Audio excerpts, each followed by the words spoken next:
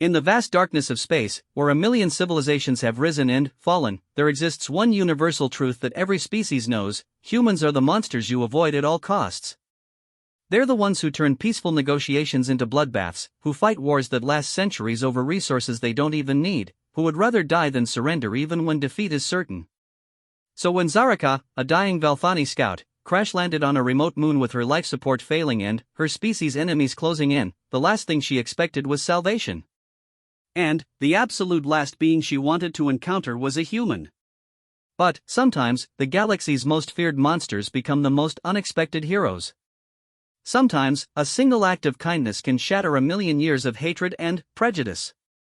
And sometimes, what the universe thinks it knows about humanity is dead wrong. This is the story of how one human's choice to save a stranger didn't just change two lives, it changed the fate of every civilization in the known galaxy. Because when humanity shows its true face, the universe has to reckon with a terrifying possibility: what if we were wrong about them all along? What happens next will make you question everything you thought you knew about human nature, alien politics, and the power of a single moment of compassion in a cold, unforgiving cosmos. The warning lights painted Zaraka's cockpit in hellish red as her scout ship screamed through the thin atmosphere of the unnamed moon. Her 3 hearts hammered against her ribcage in a rhythm that would have been beautiful if it weren't signaling her impending death. The navigation console sparked and died, taking with it her last hope of a controlled landing. Distress beacon activated, the ship's computer announced in its maddeningly calm voice. Warning, life support systems critical. Estimated time to failure, 17 minutes, 32 seconds. 17 minutes.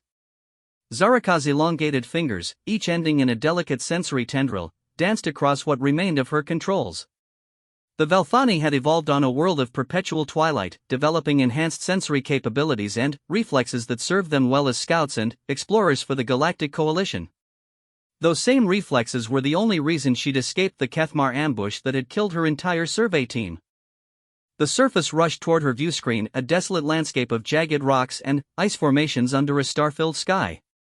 No atmosphere worth breathing, no signs of life, and definitely no rescue coming. The Kethmar had made sure of that when they jammed her long-range communications before opening fire. Impact came like the fist of an angry god. Zaraka's restraints cut into her shoulders as the ship bounced, rolled, and, finally, came to rest against a massive boulder. The silence that followed was broken only by the steady hiss of escaping atmosphere and the whine of dying electronics. She tried to move and immediately regretted it. Pain shot through her left arm, broken, definitely broken. Her bioscanner showed internal bleeding and what her people called deep shock, a potentially fatal condition where their 3-chambered cardiovascular system began to shut down from trauma. Without medical intervention, she had maybe 6 hours before the damage became irreversible. Computer, damage report, she gasped. Hull breach in sections 7 through 12. Life support operating at 14% efficiency. Emergency power at 37%. Communication array destroyed. Engine core offline. Zaraka closed her large, dark eyes and fought back despair. The Velthani were natural optimists, they had to be to spend their lives exploring the unknown regions of space. But even optimism had its limits. She activated her personal distress beacon, knowing it was futile. The signal would barely reach beyond this moon's small magnetosphere. Any coalition ship that might receive it would take days to investigate, and the Kethmar patrol that had attacked her was probably still in the system, waiting to finish what they'd started. The Kethmar. Just thinking about them made her tendrils curl with revulsion. A warrior species that had rejected every attempt at peaceful contact, they viewed the coalition's exploration efforts as an invasion of their territory. Their ships were fast, their weapons devastating, and their mercy non-existent. They took no prisoners and left no survivors.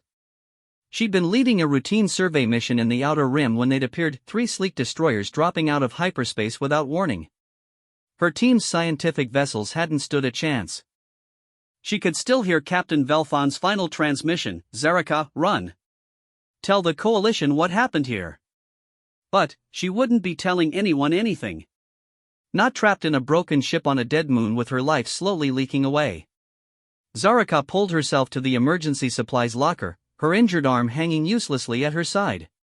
Inside were basic medical supplies, emergency rations, and a portable environmental generator good for maybe 12 hours of breathable atmosphere. Not nearly enough, but better than nothing. She just activated the generator when her proximity sensors chimed. Something was approaching her crash site. Something big. Her blood went cold. The Kethmar had found her. Through her damaged viewscreen, she watched a ship descend from the star-filled sky. It was unlike any Kethmar vessel she'd ever seen, bulky where theirs were sleek, obviously patched, and repaired where theirs were pristine. This ship looked like it had been through 100 battles and somehow survived them all. The design was unfamiliar, but, as it settled onto the rocky surface with a grace that belied its battered appearance, Zaraka's educational implants finally identified it. Her 3 hearts nearly stopped. It was human. Every civilized being in the galaxy knew about humans. They were the nightmare species, the ones who had turned first contact protocols into cautionary tales. When the Terran Republic had been discovered 50 years ago, the galaxy had watched in horror as these strange bipedal creatures demonstrated a capacity for violence that defied all understanding. Humans didn't just fight wars, they fought them with a brutal efficiency that made even the Kethmar look civilized. They had destroyed their own homeworld's environment in pursuit of resources, had fought each other for millennia over trivial differences in belief systems, and had somehow turned this seemingly self-destructive nature into a military doctrine that terrified every major power in the galaxy. The Coalition had tried diplomatic contact exactly once. The human representative had been polite, articulate, and absolutely terrifying in his casual descriptions of human military capabilities. When asked about their intentions, he had simply smiled and said, "We're still figuring that out ourselves." Since then, human space had been marked as a quarantine zone. Ships that entered rarely returned, and those that did brought back stories of massive shipyards, weapon platforms that could shatter moons, and humans who seemed genuinely confused by other species' fear of them. And now one of them was walking across the rocky surface toward her ship. Zaraka watched in fascination and terror as the figure approached. It was clearly human, bipedal, shorter and broader than most sentient species, wearing what appeared to be a modified atmospheric suit. The helmet was transparent, revealing features that matched the psychological profiles: flat face, small eyes, and skin that was neither scale nor fur but some strange smooth covering. The human stopped beside her ship and did something that made Zaraka question everything she thought she knew about the species. It knocked. 3 gentle raps on her hull, followed by a pause, then 3 more. The universal signal for peaceful contact that had been established by the Coalition centuries ago. No warrior species used it. No conqueror bothered with it. But this human did. Through her external cameras, she watched as the figure held up both hands in the classic no weapons gesture, then pointed to her ship and made an exaggerated shrugging motion that somehow conveyed the question, "Are you okay in there?" Zaraka stared at the screen, her mind reeling. This went against every briefing, every warning, every horror story she'd ever heard about humans. They were supposed to be monsters. They were supposed to shoot first and never bother asking questions. Her distress beacon was still broadcasting. The human had to know she was Coalition enemy territory according to every intelligence report. But, instead of attacking or calling for reinforcements, it was asking if she needed help. The figure outside waited patiently, hands still raised. After a few moments, it reached into a pouch on its belt and pulled out what appeared to be a standard emergency communicator. It placed the device on her hull and stepped back. Zaraka's communication system, damaged but not completely destroyed, picked up the signal. A voice crackled through her speakers, definitely human, but speaking in perfect Coalition standard. "Hey there. I'm Captain Marcus Chen of the Independent Trader Resilience. I picked up your distress signal and came to investigate. Are you injured? Do you need medical assistance?" The voice was calm, professional, and completely lacking in the menace she'd been taught to expect from humans. But that meant nothing. Humans were supposed to be master manipulators, capable of perfect deception. "I know you're probably scared," the voice continued. "I know what your people think about humans. Most of it's not wrong, honestly. But I'm not here to hurt you. I'm here to help. Can you respond?" Zaraka's finger hovered over the communication toggle. Every instinct screamed at her to stay silent, to wait for this creature to leave. But her bio readings were getting worse, and her air supply wouldn't last much longer. If this human meant to kill her, at least it would be faster than suffocation. She activated the communicator with a trembling hand. This is Scout Zaraka of the Coalition Survey Service. My ship is badly damaged. I'm injured and running low on life support. There was a pause, then, copy that, Zaraka. I'm going to examine your hull breach. Don't be alarmed if you hear me moving around out here. Through her cameras, she watched the human walk around her ship with the confident stride of someone who knew their way around spacecraft. It stopped at the largest hull breach and pulled out what appeared to be a sophisticated scanner. Your main breach is in the crew compartment, came the voice after a few minutes. I can patch it temporarily, but you're going to need a proper shipyard for permanent repairs. What's your atmosphere mix? Standard Coalition blend, she managed. Nitrogen-oxygen with trace elements. Lucky for you, that's almost identical to what I breathe. I'm going to patch your breach and pump in some atmosphere from my ship. It'll buy you time. Zaraka watched in amazement as the human went to work. It moved with practiced efficiency, applying temporary patches and connecting an atmospheric line from its own ship to hers. The work was good, better than good. It was the kind of emergency repair that took years of experience to master. There, Marcus said after an hour of work. Your atmosphere is stabilizing. But I'm reading biological distress signals from your position. How badly are you hurt? She looked at her bio readings and saw nothing but bad news. The internal bleeding was worse, and her cardiovascular system was showing signs of imminent failure. I need medical attention. Soon. Okay. Here's the situation, I can't move you safely in your current condition, and my ship's medical bay isn't equipped for Velthani physiology. But I do have emergency medical supplies and some universal treatments. I need to come aboard to help you. Terror and hope warred in Zaraka's chest. Letting a human into her ship went against every survival protocol she'd ever learned. But she was dying, and this strange creature was offering to save her life. The airlock is damaged, she said weakly. You'll have to cut through. Already on it. She watched on her screens as the human set up a portable cutting torch and began carefully opening an access route. The work was precise, designed to preserve as much of her ship's integrity as possible. When the opening was complete, Marcus attached a flexible tunnel that would maintain atmospheric pressure between the ships. The first thing Zaraka noticed when the human entered her ship was how small he seemed. The psychological profiles had described humans as giants, but Marcus was barely taller than an average Velthani. The second thing she noticed was that he moved slowly and deliberately, clearly trying not to startle her. Permission to approach, he asked, stopping several meters away. She nodded weakly, not trusting her voice. Up close, the human was even more alien than she'd expected. His eyes were tiny compared to hers, and his face was covered with tiny holes that her implants identified as hair follicles. But those small eyes were filled with something she hadn't expected to see, genuine concern. Marcus knelt beside her and pulled out a medical scanner. I'm going to run some diagnostics. This device is Coalition standard, I bought it from a trader a few years back. It won't hurt. The scanner hummed as it passed over her body, and Marcus frowned at the readings. Internal bleeding, cardiovascular stress, and what looks like systemic shock. I need to get you stabilized quickly. He reached into his medical kit and pulled out several devices she recognized as emergency treatment units.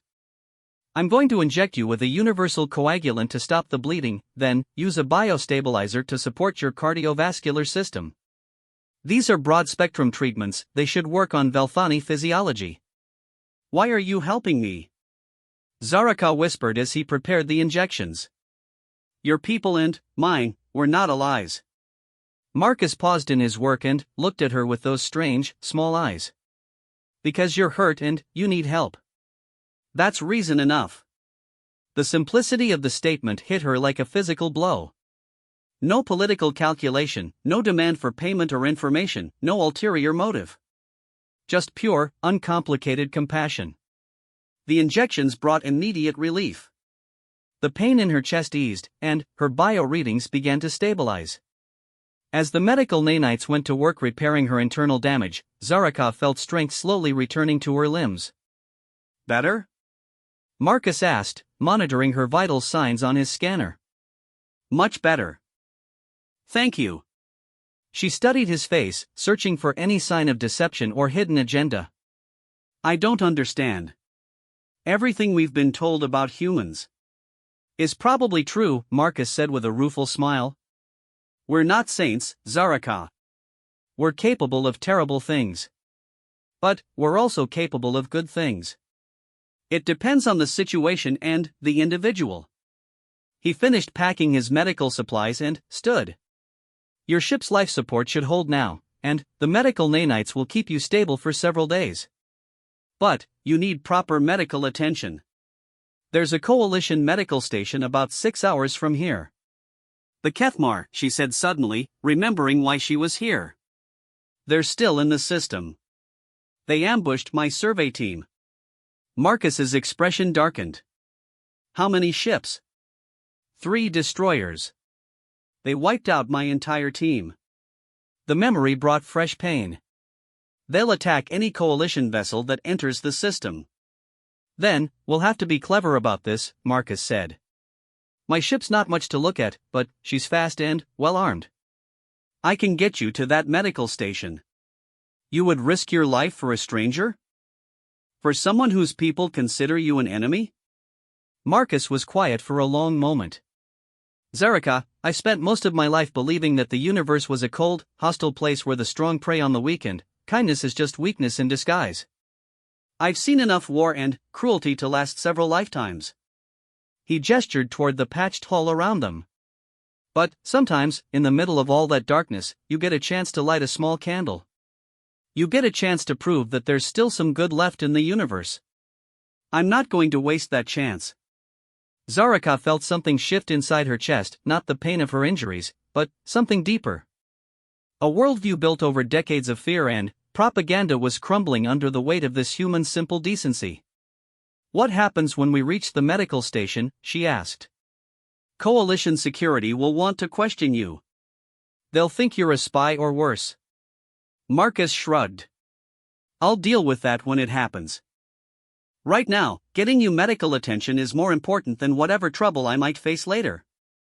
As he prepared to transfer her to his ship, Zaraka realized that everything she thought she knew about humans was wrong. Not partially wrong or exaggerated, completely, fundamentally wrong. This being wasn't a monster or a conqueror. He was just someone who had chosen to help when help was needed.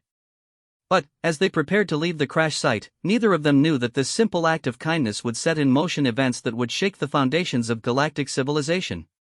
In saving one life, Marcus Chen was about to change everything. The interior of Marcus's ship was nothing like what Zaraka had expected from a human vessel. Instead of the sterile military efficiency or brutal functionality she'd been warned about, the resilience felt lived in and comfortable. The walls were lined with books, actual physical books, in multiple languages she didn't recognize. Soft lighting gave everything a warm glow, and she could smell something pleasant cooking in what she assumed was the galley. Home sweet home, Marcus said as he helped her settle into the medical bay. It's not much, but it's served me well for 15 years. The medical bay itself was impressive, clearly designed for emergency treatment of multiple species. The equipment was a mix of human technology and devices she recognized from various coalition worlds. Everything was clean, well-maintained, and arranged with the sort of careful organization that spoke of genuine medical training. You're a doctor, she said as Marcus attached monitoring sensors to her skin. Was. Long time ago. His hands moved with practiced skill as he adjusted the biobed settings for her physiology. I served as a combat medic in the Terran Marine Corps for 8 years, then went to civilian practice for another 6 before I bought this ship. What made you leave medicine? Marcus was quiet for a moment, his expression distant. I got tired of patching people up just so they could go back out and hurt each other again. Thought maybe if I spent my time helping instead of enabling, I could find some peace. The biobed hummed softly as it began monitoring her vital functions. Her 3 hearts had stabilized, and the internal bleeding had stopped completely. She felt stronger than she had since the crash, but exhaustion was beginning to set in as her body focused on healing. "Rest," Marcus said, noticing her drooping eyelids. "We'll be underway in a few minutes, and the trip will take about 6 hours. I'll wake you if anything happens." "Wait." Zaraka caught his arm with her good hand. "The Kethmar. You need to understand how dangerous they are. They don't negotiate, they don't take prisoners. If they detect us..." "I know about the Kethmar," Marcus said grimly. "I've encountered them before. Lost some good friends to them, actually. But this ship has a few tricks that might surprise them." Something in his tone made her look at him more carefully. Despite his gentle demeanor, there was something hard in his eyes, the look of someone who had seen combat and survived it. For the first time since meeting him, she glimpsed the warrior that her people's intelligence reports had warned about. "Sleep," he said more softly. "I'll keep us safe." She wanted to stay awake, to monitor their progress and watch for threats, but the biobed was releasing mild sedatives to encourage healing sleep. Her eyes drifted closed despite her best efforts to stay alert. Zaraka woke to the sensation of the ship changing course. Her internal chronometer told her she'd been asleep for 3 hours, and her body felt significantly better. The biobed had been working overtime to repair the damage from her crash, and, while she wasn't completely healed, she was no longer in immediate danger. She could hear Marcus's voice from the bridge, speaking in low, urgent tones. Carefully, she made her way forward to see what was happening. The Bridge of the Resilience was a study in organized chaos. Multiple screens showed tactical displays, navigation charts, and what appeared to be military intelligence feeds. Marcus sat in the pilot's chair, speaking into a communication headset while his hands danced over controls with the fluid precision of an experienced pilot. "Negative, Control," he was saying. "I am not carrying military cargo, and I am not deviating from my filed flight plan. I repeat, this is a medical emergency." Zaraka's blood chilled as she realized what was happening. The Coalition Border Patrol had found them. "Unknown human vessel, this is Coalition Defense Force Ship Vigilant," came a crisp voice over the speakers. "You're ordered to heave to and prepare for boarding. Any deviation from this instruction will be considered a hostile act." Marcus looked back and saw her standing in the doorway. "How are you feeling?" "Better." "What's the situation?" "Coalition Patrol picked us up about 20 minutes ago. They're demanding to board and inspect the ship. Given that I'm human and carrying a Coalition citizen, they're understandably suspicious." Through the main view screen, Zaraka could see the sleek form of a Coalition cruiser pacing them. Its weapon ports were open, not actively targeting them yet, but ready to fire at the first sign of trouble. "I need to talk to them," she said, moving toward the communication panel. "Are you sure? You're still recovering, and this could get complicated quickly." Zaraka activated the communicator before he could object further. "Coalition Vessel Vigilant, this is Scout Zaraka of the Coalition Survey Service, serial number VL7749 Gamma." There was a pause, then, "Zaraka? You're listed as missing in action. What is your status?" "My survey team was ambushed by Kethmar forces in the Epsilon sector. My ship was severely damaged, and I crashed on the 4th moon of the local gas giant. This human found my distress signal and provided medical assistance. I require immediate evacuation to a medical facility." Another pause, longer this time. She could imagine the discussion happening on the Coalition ship's bridge, a missing scout found aboard a human vessel, claims of rescue rather than capture. It would raise questions that would take hours to answer. "Stand by, Scout Zaraka," came the eventual response. "We're going to need to verify your identity and debrief you on the loss of your team." Marcus leaned forward and activated his own communicator. "Coalition vessel, this is Captain Chen of the Independent Trader Resilience. I understand your security concerns, but my passenger requires advanced medical attention for internal injuries. Every minute we delay reduces her chances of full recovery. Human vessel, you will comply with our instructions or face the consequences. The threat hung in the air like a poisonous cloud. Zaraka could see Marcus's jaw tighten, and, for a moment she saw the warrior again, the human who had survived years of combat and wasn't easily intimidated. Vigilant, I've transmitted Scout Zaraka's medical readings to you, Marcus said calmly. You can verify her condition with your own medical staff. I'm also transmitting the emergency medical procedures I've performed. As you can see, she needs immediate attention. There was another long pause.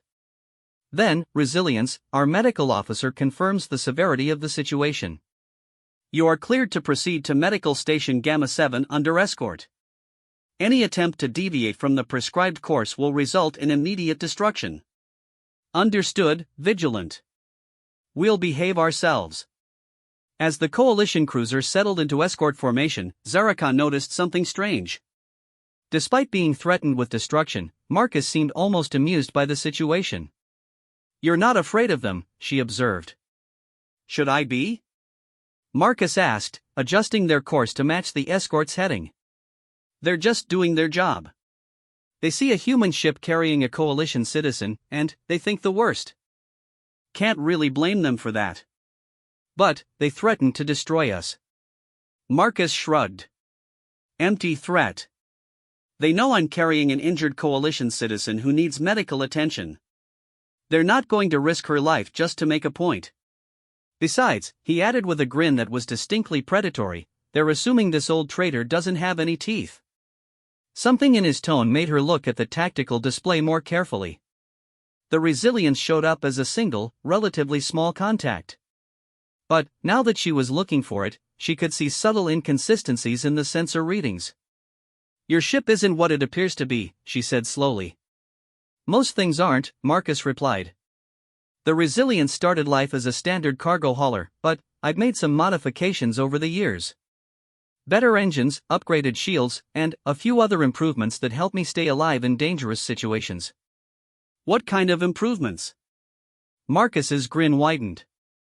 The kind that would make our escort very nervous if they knew about them. Before she could ask for clarification, proximity alarms began screaming. On the tactical display, 3 new contacts appeared at the edge of sensor range, moving fast and heading directly toward them. Kethmar destroyers, Zaraka whispered, her blood turning to ice. They followed me. Marcus was already moving, his hands flying over the controls as he brought the ship's hidden systems online. Vigilant, this is Resilience. I've got 3 Kethmar destroyers inbound at high speed. Recommend we break for the nearest coalition base. Negative, Resilience. We stand and fight. All civilian vessels are ordered to withdraw to a safe distance. Like hell, Marcus muttered, but he didn't activate his communicator. Instead, he turned to Zaraka. I need you to strap into that chair and hold on tight. This is going to get rough. You're not seriously thinking of fighting 3 Kethmar destroyers? I'm thinking of keeping you alive, Marcus said, his hands still dancing over controls. And sometimes that means doing stupid things. On the tactical display, the Kethmar ships were closing fast. They were sleek, predatory vessels designed for one purpose, killing everything they encountered. Each one was twice the size of the coalition cruiser and armed with weapons that could punch through military-grade shields like tissue paper. The coalition ship Vigilant began maneuvering to intercept, its own weapons charging for battle. It was a brave gesture, but Zaraka knew it was futile. A single coalition cruiser against 3 Kethmar destroyers wasn't a fight, it was a massacre waiting to happen. Vigilant, you need to retreat, Marcus broadcast on an open channel. Those ships will tear you apart. Stand down, Resilience. We will handle this situation. The first exchange of fire lit up space like a miniature star. The Vigilance plasma cannon struck the lead Kethmar destroyer, but the shot splashed harmlessly off its shields.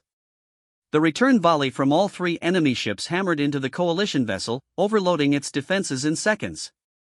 Their shields are failing, Zaraka said, watching the tactical display in horror.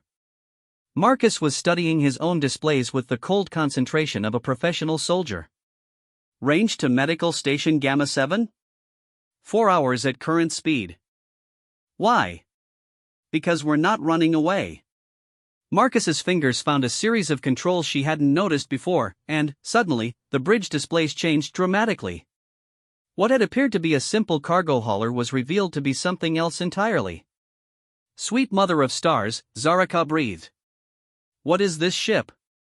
The resilience, Marcus said, targeting systems coming online around them, is what happens when a former combat medic gets tired of watching good people die. The ship's true nature was revealed in the tactical display. Hidden weapon ports opened along the hull, revealing an arsenal that belonged on a military vessel. Shield generators that had been running at minimum power suddenly ramped up to levels that dwarfed anything she'd seen on coalition ships. And, the engines were showing power outputs that should have been impossible for a ship this size. Vigilant, this is resilience, Marcus broadcast. I'm going to level the playing field. Try to stay out of my way. Before the coalition ship could respond, the resilience leaped forward with acceleration that pressed Zaraka deep into her chair. Marcus had been holding back, the ship was fast. Impossibly fast. The first Cathmar destroyer never saw them coming. The resilience dropped out of hyperspace directly behind the enemy vessel and unleashed a barrage that would have done credit to a coalition battleship. The alien warship's shields collapsed under the assault, and secondary explosions rippled along its hull as critical systems failed. One down, Marcus said calmly, already maneuvering toward the second destroyer. The remaining Cathmar ships had turned to engage this new threat, but Marcus was flying like a man possessed. He threw the resilience through maneuvers that should have torn the ship apart, using the vessel's incredible acceleration to stay ahead of enemy targeting systems while delivering devastating attacks. How is this possible? Zaraka asked, watching in amazement as they crippled the second destroyer with a perfectly placed shot to its engine core. Human engineering, Marcus said, lining up on the final enemy ship.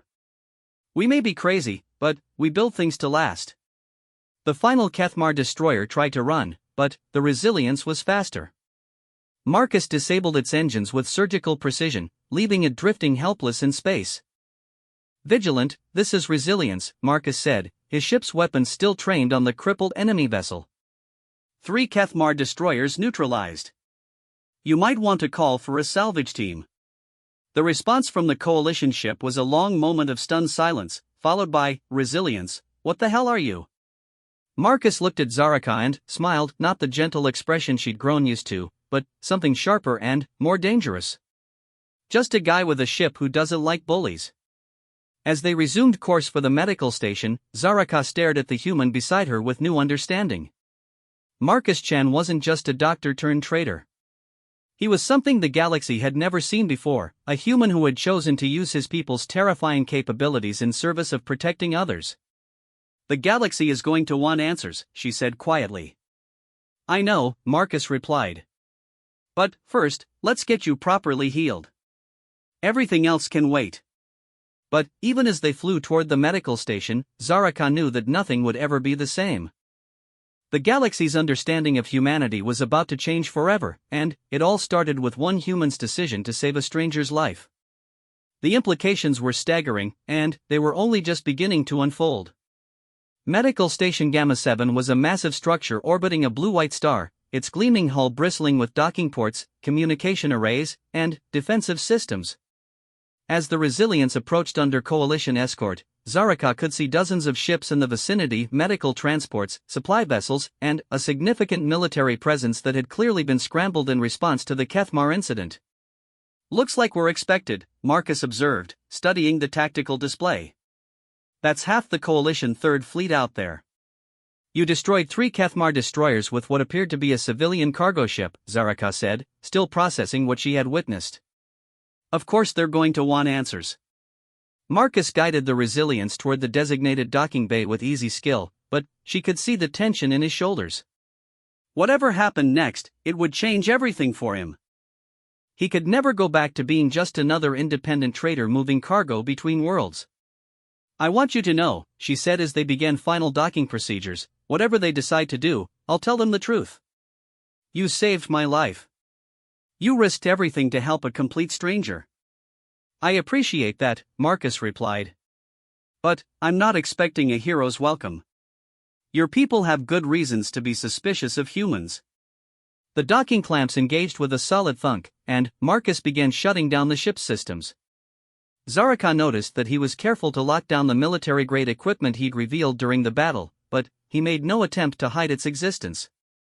Whatever happened next, he was committed to honesty. The airlock chimed, and they were greeted by a full medical team led by Dr. Velthane, a senior Velthani physician whose reputation for excellence was known throughout the coalition. Behind the medical team stood a group of military officers led by Admiral Kestera, a stern-faced Altarian whose three eyes studied Marcus with unconcealed suspicion. "Scout Zaraka," Dr. Velthane said, immediately moving forward with a portable scanner. "We need to get you to a medical bay immediately. Your preliminary readings show extensive trauma." "I'm much better than I was," Zaraka said, allowing the medical team to support her. "Captain Chen stabilized my condition and, quite possibly, saved my life." Admiral Kestera stepped forward, her central eye focusing on Marcus while her peripheral eyes maintained awareness of the surroundings. "Captain Chen, you will accompany us for debriefing. Your ship will remain under guard pending a full security inspection." "Understood," Marcus said simply. "I'll cooperate fully." As they moved through the station's corridors, Zaraka caught glimpses of the activity around them. The normal bustle of the medical facility had been replaced by obvious military preparations. She could see coalition intelligence officers setting up equipment, additional security teams at every checkpoint, and senior officials arriving by shuttle from various naval vessels. The medical bay was state-of-the-art, equipped with the most advanced treatment systems available. As Dr. Velthane began a comprehensive examination, Zaraka could hear Admiral Kestera questioning Marcus in an adjoining room. "Captain Chan, our preliminary analysis of the battle data is disturbing. Your ship displayed capabilities that exceed most military vessels. Where did you acquire this technology?" "I built it myself," Marcus replied calmly. "Modified engines, upgraded power systems, enhanced shields, and various defensive weapons. Everything was constructed using materials and components available on the open market." "Impossible. The power output alone would require technology beyond anything currently available to civilian traders." "You're thinking in terms of coalition or standard alien engineering principles," Marcus said. "Human engineering approaches things differently. We have a saying, if brute force isn't working, you're not using enough of it." Through the monitoring equipment, Zaraka could hear the growing frustration in the Admiral's voice. "Captain, we have sensor readings showing your ship outputting more energy than a coalition battlecruiser. Your weapons inflicted damage that our finest military vessels would struggle to achieve. This technology represents a potential threat to galactic security." "Admiral," Marcus said, and Zaraka could hear the change in his tone, still respectful, but with an underlying hardness that reminded her of their encounter with the Kethmar. "I understand your concerns. But I didn't develop these modifications to threaten anyone. I built them to survive in a galaxy that's becoming increasingly dangerous. Why should we believe you?" The question hung in the air for a long moment. When Marcus spoke again, his voice was quiet but carried absolute conviction. "Because I could have destroyed your escort ship just as easily as those Kethmar destroyers. Because I could have taken Zaraka prisoner instead of delivering her for medical treatment. Because if I wanted to be your enemy, Admiral, you would already know it." The simple truth of the statement sent chills through everyone listening. Here was a human, a member of the species every galactic power feared, calmly explaining that he could have destroyed them all but chose not to. It was both reassuring and terrifying. Dr. Velthane finished his examination and turned to Zaraka. "The human's medical treatment was excellent. Professional-grade trauma surgery, perfectly calibrated medications, and emergency stabilization that likely prevented permanent damage. Whoever treated you had extensive medical training and access to high-quality equipment. Captain Chen told me he was formerly a combat medic and civilian doctor," Zaraka said. "His work supports that claim. But I'm also finding traces of nanotechnology in your system, medical nanites that are far more advanced than anything we currently use. They're repairing damage at the cellular level with precision that exceeds our best equipment." This information was immediately relayed to Admiral Kestera, who returned to the medical bay with even greater urgency. "Captain Chen, we need to discuss these medical nanites. This technology could revolutionize treatment for a dozen different species. Marcus entered the medical bay looking tired but unsurprised by the attention. The nanites are based on human medical technology, modified to work with coalition physiology. I've been developing them for situations exactly like this: emergency treatment when proper medical facilities aren't available.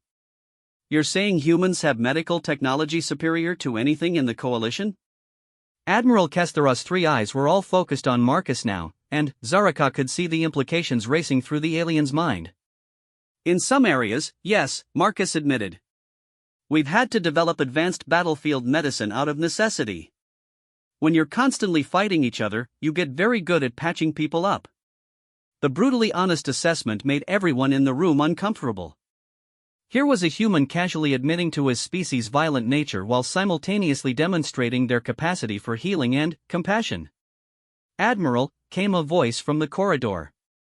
"We've completed the preliminary inspection of the human's vessel." Chief Engineer Dex Naylor entered the medical bay, his usually calm demeanor replaced by barely controlled excitement. The insectoid Veltar was one of the Coalition's foremost experts on spacecraft design, and he was literally vibrating with amazement. "Admiral, this ship it's impossible. The engine configuration alone violates 3 different laws of physics. The power core is generating energy levels that should result in immediate catastrophic failure, but instead it's running smoothly and efficiently. And the materials, they're using alloys I've never seen before, composite structures that shouldn't be possible to manufacture." "How advanced is the technology compared to our current capabilities?" Admiral Kestera asked. "Conservative estimate?" "They're 50 years ahead of us in engineering, possibly more in some areas." Chief Engineer Dex Naylor turned to Marcus. "Captain, how did your species develop this technology?" Marcus looked uncomfortable for the first time since they'd arrived. "It's not that we're necessarily more advanced, Chief Engineer. We just approach problems differently. When the Coalition builds something, you design for efficiency, elegance, and long-term sustainability. When humans build something, we design for it to work under the worst possible conditions and keep working even when everything goes wrong." "Can you be more specific?"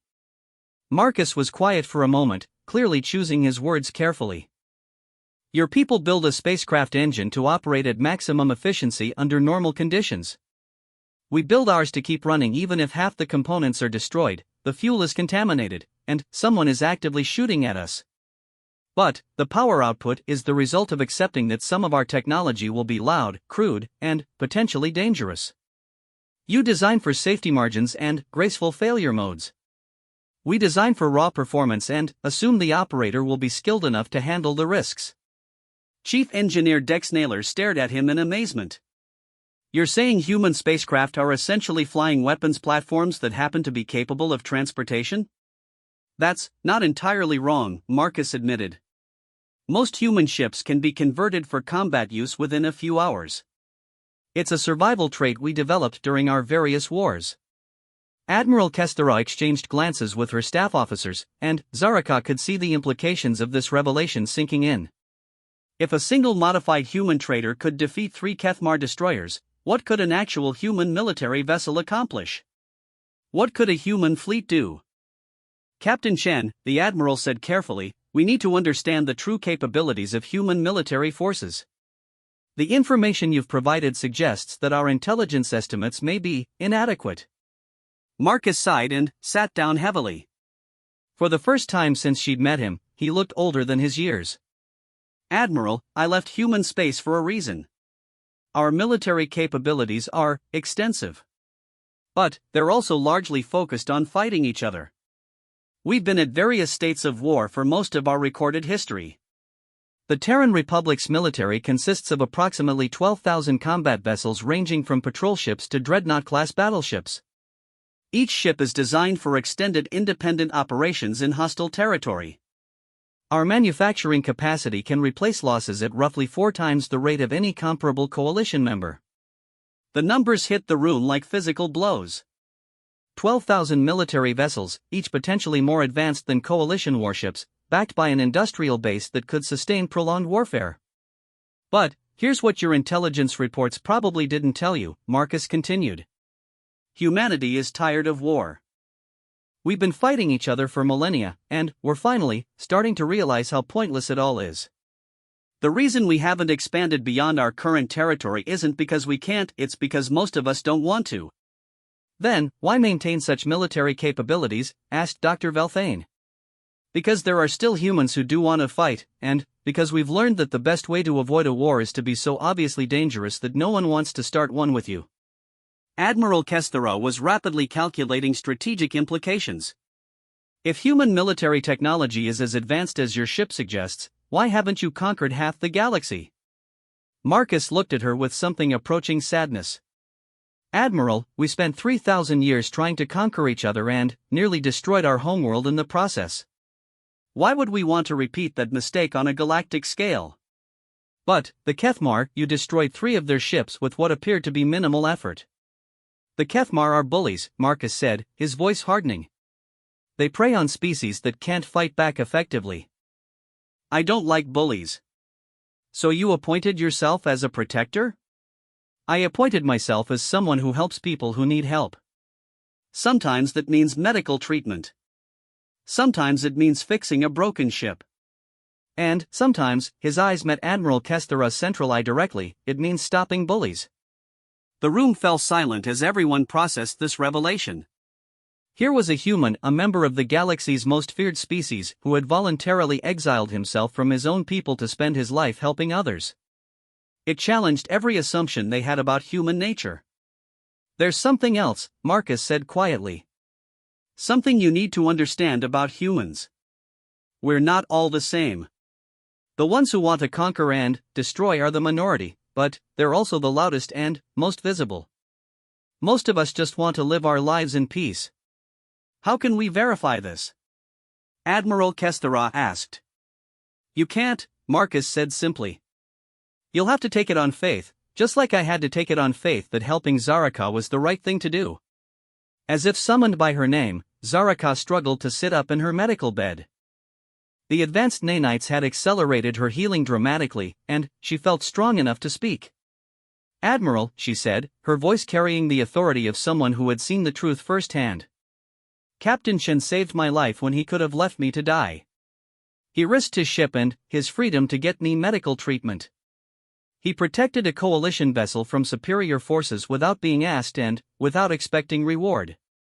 She looked around the room at all the assembled officials.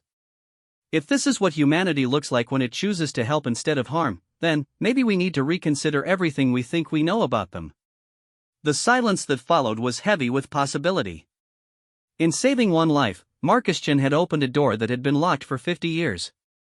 But whether that door led to peace or chaos remained to be seen. The galaxy was about to discover that humans were far more complex than anyone had imagined. The emergency session of the Coalition Council convened within hours of the medical station incident. Representatives from 47 different species gathered in the Great Chamber on Nexus Prime, their diverse forms creating a living tapestry of galactic civilization. At the center of attention sat a single human, Marcus Chen, whose simple act of kindness had triggered the most important debate in Coalition history. Fleet Admiral Zekthasa, the Mantari Supreme Commander, activated the holographic displays around the chamber. The images showed the wreckage of the 3 Kethmar destroyers, sensor readings from the battle, and technical analyses that defied conventional understanding. Honored representatives, Admiral Zekthasa began, his forearms gesturing toward the data. We face a situation unprecedented in our history.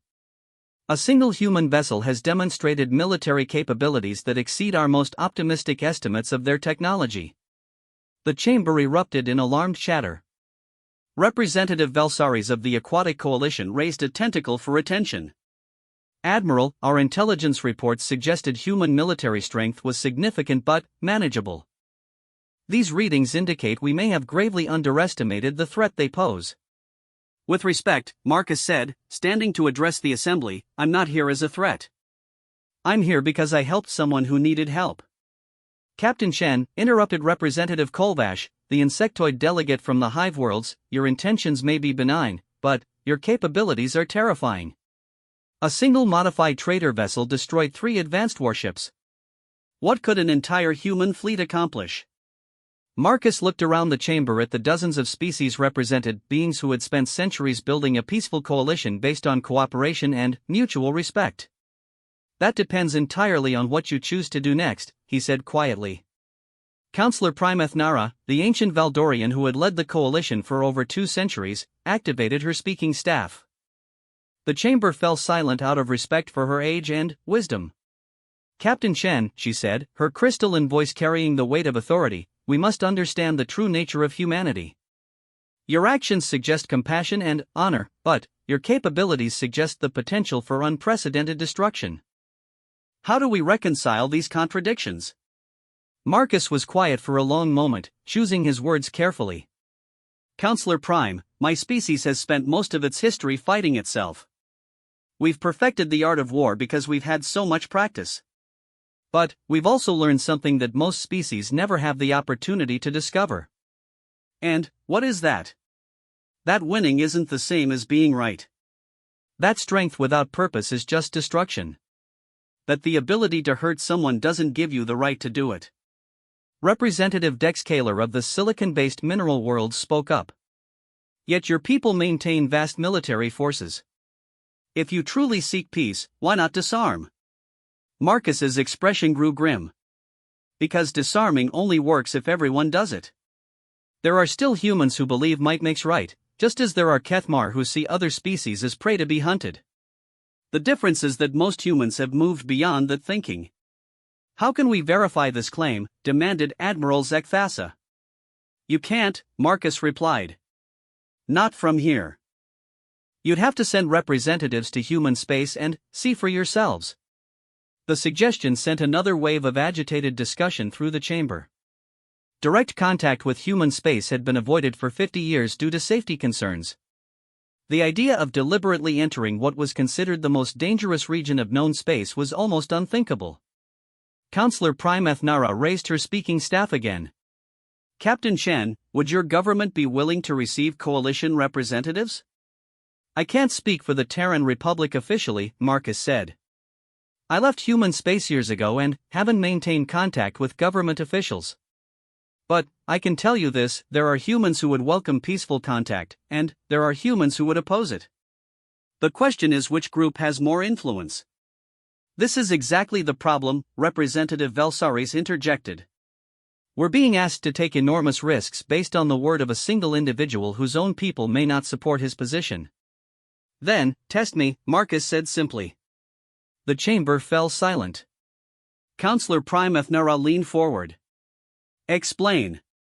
Give me a mission. Something that will demonstrate whether humans can be trusted as allies rather than feared as enemies. Put me in a situation where I have to choose between human interests and doing what's right. See what choice I make. Representative Kolvash clicked his mandibles thoughtfully. And if you fail this test? If you choose human interests over coalition welfare? Marcus met the insectoid's compound gaze without flinching. Then, you'll know that first contact was a mistake, and you can plan accordingly. Admiral Zekthassa activated a new set of displays. As it happens, we have a situation that might serve as such a test. 3 weeks ago, a coalition research expedition went missing in the Omega Nebula. Our search and rescue efforts have been unsuccessful, partly because the region is claimed by human space. The tactical display showed a swirling mass of ionized gas and electromagnetic interference that stretched across several light-years. Within it, sensor readings were nearly impossible, and navigation was treacherous at best. The Omega Nebula contains several systems with unusual stellar phenomena that our scientists wanted to study, Admiral Zekthassa continued. The expedition consisted of 50 researchers and a small escort fleet. They vanished without a trace. What makes you think they're still alive? Marcus asked, studying the sensor data. Long-range sensors detected what might be a distress signal 3 days ago, but the interference makes it impossible to confirm. Any rescue attempt would require intimate knowledge of the nebula's navigation hazards. Counselor Primethnara fixed Marcus with her ancient gaze. Captain Chen, the Omega Nebula has been under human control for 15 years. If coalition vessels entered the region, they would likely be fired upon by human patrols. However, a human ship might be able to search for our people without triggering a military response. Marcus understood immediately. You want me to find your missing expedition, even though doing so might put me in conflict with human military forces. That is correct. Furthermore, if you do locate survivors, you would need to extract them from human-controlled space and deliver them safely to Coalition territory. This would require you to choose between following human law and saving Coalition lives. The test was elegantly designed and brutally fair. If Marcus was truly committed to helping others regardless of politics, he would risk everything to save the missing expedition. If he was ultimately loyal to human interests, he would refuse or sabotage the mission. What about authorization? Marcus asked. I can't mount a rescue operation without proper supplies and support. Representative Velsaris activated her own display. The Coalition would provide whatever resources you require. Medical supplies for treating injured survivors, emergency life support equipment, and navigational data for the nebula. In return, we ask only that you make every reasonable effort to locate and rescue our people. And if I encounter human military forces? We leave that to your discretion, Counselor Primethnara said. Though we hope you would choose preservation of life over political considerations. Marcus stood silently for several minutes, processing the implications of what they were asking. The mission would pit him directly against his own species' territorial claims.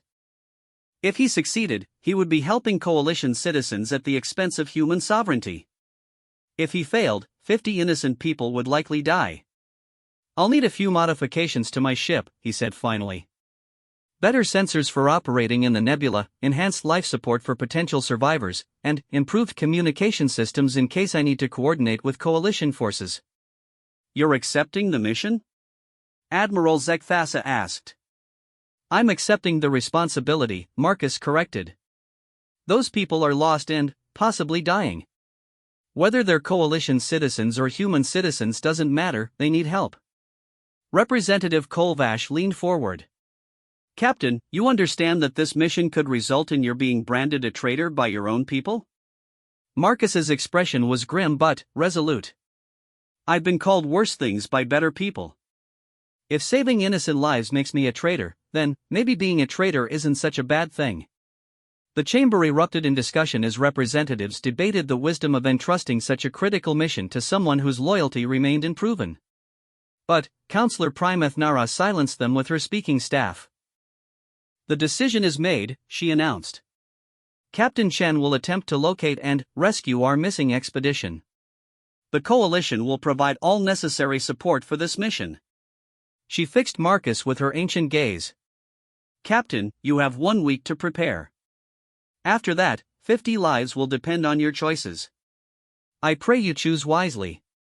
As the session adjourned and representatives began filing out of the chamber, Marcus found himself approached by Admiral Zekthasa.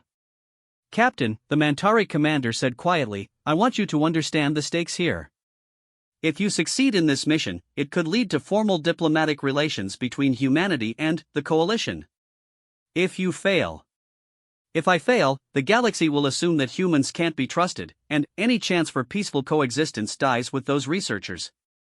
Precisely. Admiral Zekthasa studied Marcus with compound eyes that had seen 100 battles. Are you certain you're willing to bear that responsibility? Marcus thought of Zaraka, lying broken in her crashed ship, and his decision to help a stranger despite the potential consequences. He thought of the Coalition researchers lost in the nebula, possibly injured and running out of time.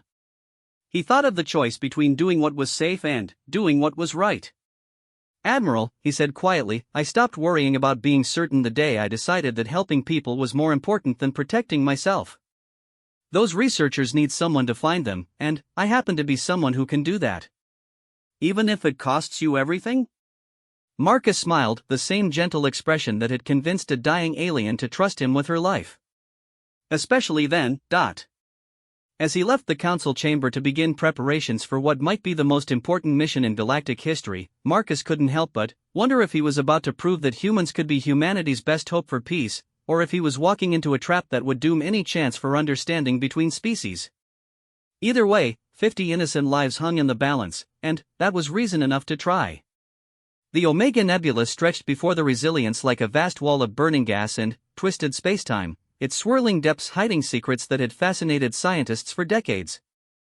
Marcus guided his ship toward the nebula's edge, studying the sensor readings that would have to guide him through one of the most dangerous regions in known space. The modifications had taken 6 days. Coalition engineers had worked around the clock to upgrade his sensors, expand his life support systems, and install emergency medical equipment designed for multiple species. The Resilience now carried enough supplies to sustain 60 beings for 2 weeks, more than enough for the missing expedition, if any of them were still alive. Entering Nebula perimeter, Marcus announced to the Coalition monitoring station that was tracking his progress. Communications will be sporadic from here on. Understood, Resilience. Good luck, Captain. The moment his ship crossed into the nebula, the universe changed. Brilliant clouds of ionized gas swirled around him, beautiful and deadly.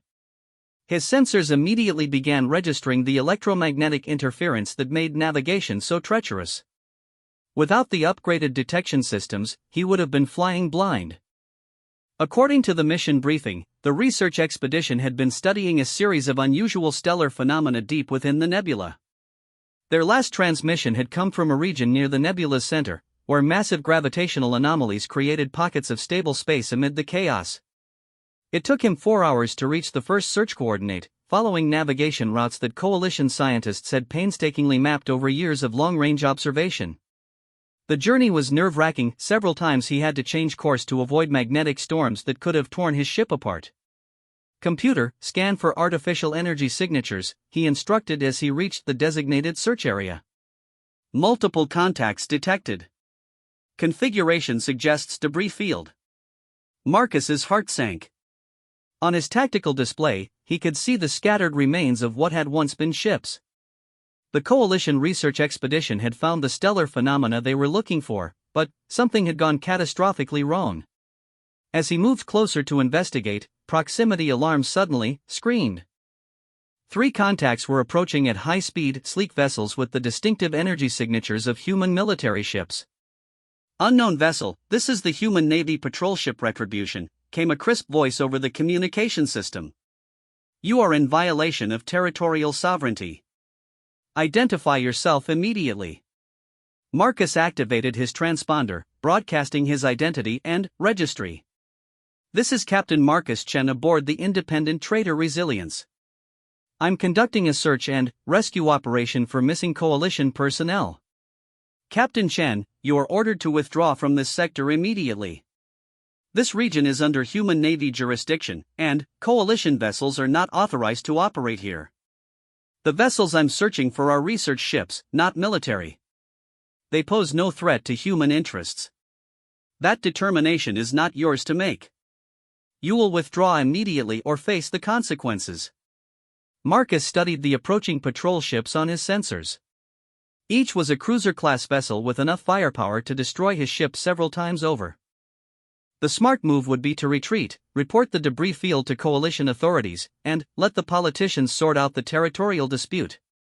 But, floating among that debris were possibly survivors, Coalition researchers who had dedicated their lives to advancing scientific knowledge. People like Zaraka, who deserved rescue regardless of the political complications. Retribution, I'm reading faint life signs among the debris. There are survivors down there who need immediate medical attention. Stand down, Captain. This is your final warning. Marcus closed his eyes for a moment, weighing his options. He could retreat and save himself, dooming any survivors but preserving the fragile hope for human Coalition relations. Or he could press forward with the rescue, knowing that doing so would likely be seen as an act of aggression by human military forces. He thought of the Coalition Council members who had trusted him with this mission. He thought of the 50 researchers who had vanished while pursuing knowledge that could benefit all species. Most of all, he thought of the simple principle that had guided his life since leaving human space: when someone needed help, you helped them. Retribution, I'm proceeding with the rescue operation. I cannot in good conscience abandon potential survivors. Captain Chen, you are committing an act of treason against the human republic. Cease your current course immediately. The word treason hit him like a physical blow. By human law, he was indeed violating territorial sovereignty and potentially aiding enemy forces. If he was captured, he could face execution for his actions. But the alternative was letting innocent people die. Marcus activated his ship's enhanced sensors and began scanning the debris field systematically. The coalition modifications were working perfectly, cutting through the nebula's interference to reveal details that would have been impossible to detect with standard equipment. There, he breathed, finding what he was looking for. Buried deep in the wreckage was a coalition research vessel, its hull breached but its emergency compartments still intact. The life signs were weak but definitely present, 17 survivors clinging to life in what remained of their ship. Computer, plot an extraction course. We're going in. The patrol ships had closed to weapons range and were beginning to lock targeting systems onto his vessel. Marcus pushed the Resilience to maximum speed, diving into the debris field before they could open fire. The twisted metal and radiation from destroyed ships would make it difficult for them to maintain target locks. Retribution, this is Captain Chen. I've located 17 survivors aboard a coalition research vessel. I am proceeding with emergency extraction procedures. Captain, you are in violation of direct orders. We will open fire if you do not withdraw immediately. Marcus docked with the damaged research vessel and began emergency transfer procedures. The survivors were in bad shape, injured, suffering from radiation exposure, and running dangerously low on breathable atmosphere. Several were unconscious, and all needed immediate medical attention. Easy, he told the conscious survivors as his medical robots began triage procedures. You're safe now. I'm going to get you out of here. Human, one of the researchers whispered, staring at Marcus in confusion. But, we're coalition citizens. Why would you? Because you're people who need help, Marcus replied, helping transfer the injured to his ship's medical bay. That's reason enough. The transfer took precious minutes that he didn't have. Outside, the human patrol ships were maneuvering for clear shots through the debris field. His sensors showed weapons charging to full power. Final survivor aboard, he announced as the last coalition researcher was brought onto his ship. Sealing hatches and preparing to depart. Resilience, this is Admiral Sarah Blake aboard the Retribution. Stand down immediately. I will not allow you to leave this sector with enemy personnel aboard your vessel. Marcus recognized the name. Admiral Blake was one of the human Navy's most decorated commanders, known for her tactical brilliance and unwavering loyalty to human interests. She was also someone who had never shown mercy to those she considered enemies of humanity. Admiral, these are wounded civilians who require immediate medical attention. I'm taking them to the nearest coalition medical facility. Captain Chen, I knew your father. Commander David Chen was a good soldier who died defending human space against alien aggression. He would be ashamed to see his son committing treason for the sake of enemy combatants. The mention of his father was a deliberate psychological attack, but Marcus had made peace with his choice long ago. My father taught me that strength without compassion is just brutality, Admiral. I think he would understand what I'm doing. Last chance, Captain. Surrender the aliens and return to human space for debriefing, or I will open fire. Marcus looked at the coalition survivors in his medical bay, scientists who had risked their lives to expand the boundaries of knowledge, now depending on him for their survival. Some were Velfani like Zaraka, others were species he'd never encountered before. All of them were looking at him with a mixture of hope and terror. Admiral, he said quietly into the communicator, I can't do that. The first volley of plasma fire lit up space around his ship. Marcus threw the Resilience into evasive maneuvers, using the debris field and the nebula's electromagnetic interference to avoid the worst of the bombardment. But 3 cruisers against 1 modified trader were impossible odds, even with his ship's hidden capabilities. Hull breach in Section 4, his computer announced. Defensive shields at 60% and falling. Marcus activated his ship's hidden weapon systems, revealing the military-grade arsenal that had surprised the Kethmar destroyers. But this time he was facing human ships with human technology, and they knew what to expect from his modifications. Warning shot across his bow, Admiral Blake ordered her fleet. I want him disabled, not destroyed. "Admiral," came a response from one of the cruiser captains, "his ship is more heavily armed than our intelligence suggested. Recommend we use full firepower." Negative. Captain Chen is still a human citizen, misguided though he may be. Disable his engines and bring him in for questioning. Marcus realized that Admiral Blake's restraint was giving him an opportunity. She was treating this as an arrest rather than a military engagement, which meant her ships weren't using their full capabilities. It was the opening he needed. Computer, plot a course for the nebula's edge. Maximum acceleration. Course plotted. Warning, current trajectory will take us through an electromagnetic storm of significant intensity. Do it. The Resilience leaped forward with acceleration that pressed everyone aboard deep into their seats. Marcus was betting that his ship's reinforced hull and enhanced shielding could survive passage through the electromagnetic storm, while the pursuing naval vessels would be forced to break off to avoid damage. The gamble paid off. The storm that surrounded them was like flying through the heart of a star. Radiation readings spiked beyond safe levels, and his hull temperature climbed toward dangerous levels. But the coalition modifications held, and the Resilience emerged from the storm with its human pursuers falling behind.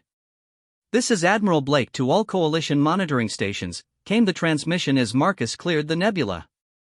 "The human vessel Resilience has violated territorial sovereignty and is carrying stolen coalition personnel. Any attempt to aid this vessel will be considered an act of war." Marcus activated his own communicator, broadcasting on coalition emergency frequencies.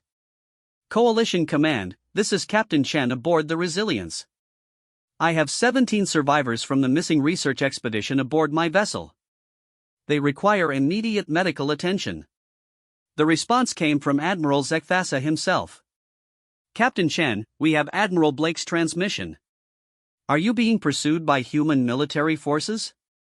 "Yes, sir. I'm approximately 2 hours from coalition space, but the survivors won't last that long without proper medical facilities."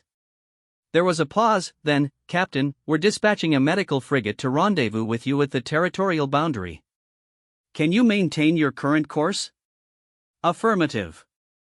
The survivors are stable for now, but several need emergency surgery." As the Resilience raced toward coalition space with its precious cargo of rescued researchers, Marcus realized that he had crossed a line from which there was no return. By choosing to save coalition lives over human territorial sovereignty, he had committed an act that his own people would consider treason. But, as he looked at the survivors recovering in his medical bay, beings from a dozen different species who had dedicated their lives to expanding the boundaries of knowledge, he knew he had made the right choice. The rendezvous with the coalition medical frigate went smoothly. As the survivors were transferred to proper medical facilities, several of them thanked him personally for risking his life to save theirs. "Captain Chen," said Dr. Velnara, the expedition's senior researcher, "you have saved not just our lives but years of irreplaceable research data. The phenomena we were studying could revolutionize our understanding of stellar evolution." "I'm glad I could help," Marcus replied simply. Later, as he sat alone on his bridge watching the medical frigate carry the survivors to safety, Marcus received a priority transmission from Nexus Prime. Counselor Prime Ethnara's image appeared on his screen, her ancient features showing a mixture of gratitude and concern. "Captain Chen, the Coalition owes you a debt that can never be repaid. You have demonstrated that humans are capable of placing principle above politics, compassion above convenience." "Thank you, Counselor Prime. But, I have to tell you, I can never go home again. I'm a wanted man in human space now." "Perhaps that is humanity's loss more than yours," she replied. "Captain, the Coalition Council has voted to offer you full citizenship and a formal commission in our rescue service. You would have the resources to help people throughout the galaxy." Marcus considered the offer. It represented safety, purpose, and the chance to continue doing what he believed was right. But it also represented a final break with his own species. "I accept," he said finally. "But I want to continue operating independently. There are people out there who need help, and sometimes the best way to help them is to stay outside official channels." "Understood. Your commission will include special authority to operate as you see fit." As the communication ended, Marcus set course for the next sector, where his sensors had detected another distress signal. Behind him, the rescue of the coalition expedition was already becoming the stuff of legend, the story of a human who chose compassion over conflict, principle over politics. But, for Marcus, it